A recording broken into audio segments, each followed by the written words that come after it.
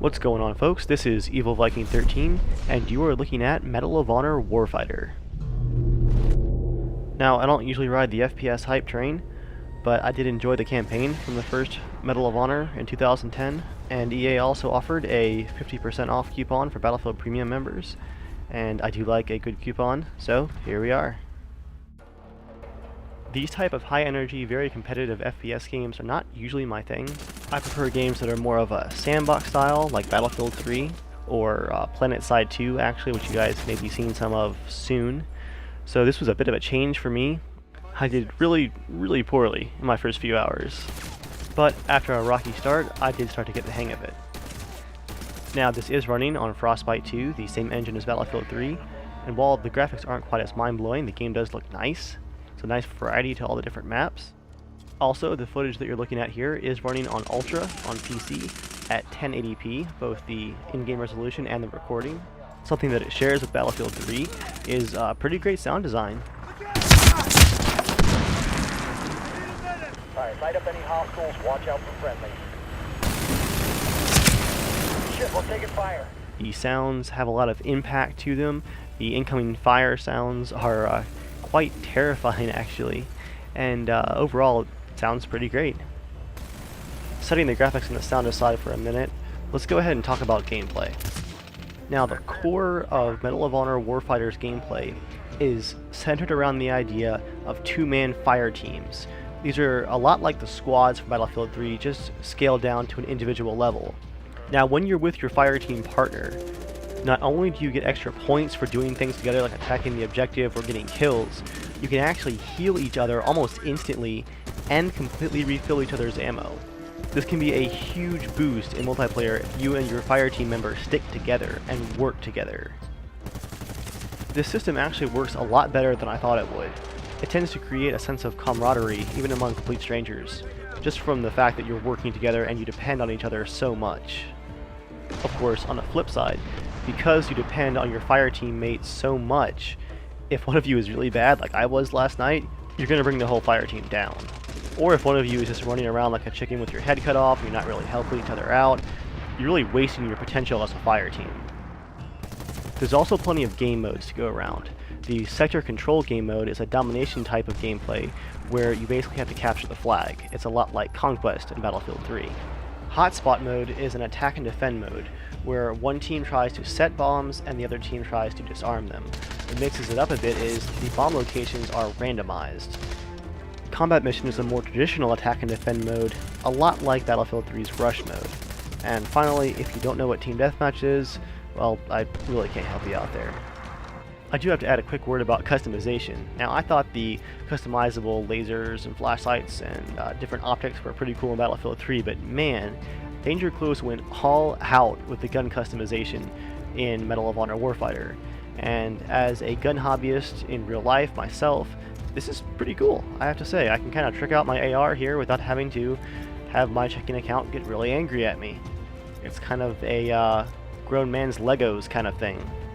As you can see, there's just a ton of options for magazines, for optics, for even stocks, different paints and camouflages. It's pretty sweet. All that being said, the game does still have some issues. The interface is pretty terrible, and pretty clearly console-based. Despite Battlelog integration, which worked really well for Battlefield in my opinion, it's nearly impossible to join a friend in Medal of Honor, even if you're in the same party. I also ran across numerous spawning issues, where I would spawn behind an enemy, or an enemy would spawn behind me. And I also ran across a couple of spawns on certain maps where I would actually spawn off of the map, and then I would continue to spawn off of the map until the round ended, with no way to get out of it. There also appears to be some slight balancing issues with some of the guns. Hopefully we'll see those, along with some of these other issues, taken care of in patches pretty quickly here. I also haven't really tried the single-player campaign yet. I just dove right into multiplayer, but after enjoying the campaign from the 2010 Medal of Honor reboot, I think I'll enjoy it. And overall, I'd say that I'm definitely going to get my $30 of value out of this game. And that, folks, is Medal of Honor Warfighter in a nutshell. Congrats to Danger Close for making a pretty awesome game. I think it's going to continue to grow on me. And if you guys would like to see more, tell me what you'd like to see in the comments. I'll be playing it a bit more in the future for sure. I'm going to go ahead and roll some footage from my last couple of hours of playing it. You might see a few familiar faces running around in there as well. Hope you guys enjoy, and I'll see you next time.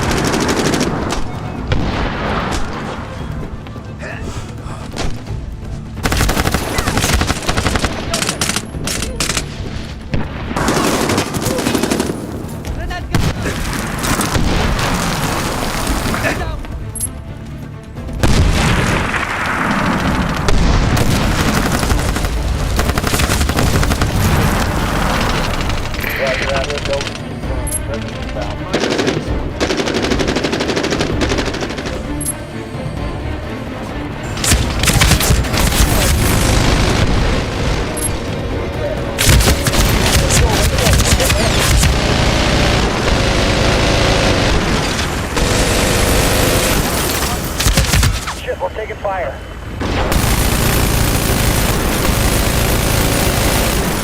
It's down.